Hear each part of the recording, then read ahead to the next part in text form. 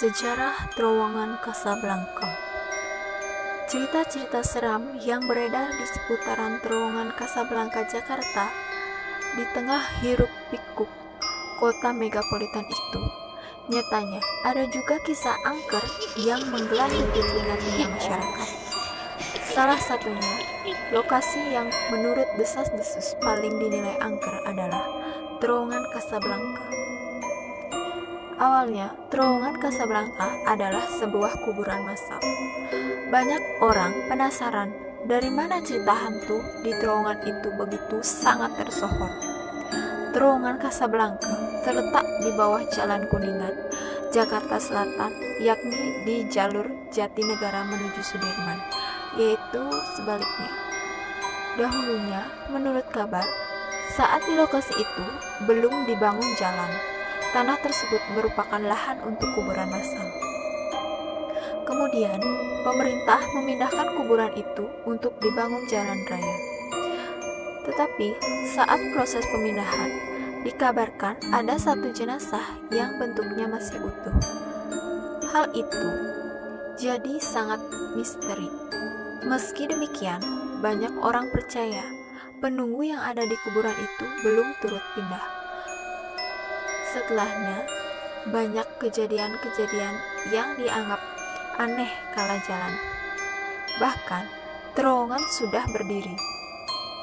Memang, jika kita melintas di terowongan itu, ada rasa ganjil. Terowongan terkesan sangat lembab. Lembabnya berbeda dengan suasana di terowongan lain.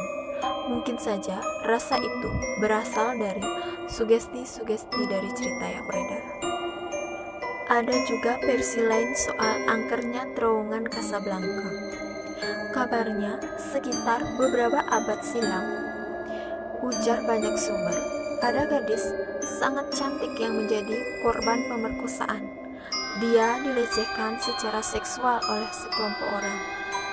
Pemuda-pemuda itu bergilir menyetubuhi si gadis hingga tewas. Gadis malang itu lantas diseret ke lokasi yang kini menjadi Terowongan Casablanca. Dia dibuang dan dibiarkan begitu saja. Jadilah, hingga kini muncul cerita mistis tentang hantu nenek yang mendenyut deras-derus merupakan perwujudan dari gadis yang diperkosa beberapa abad silam. Dan bahkan ada cerita orang yang gantung diri.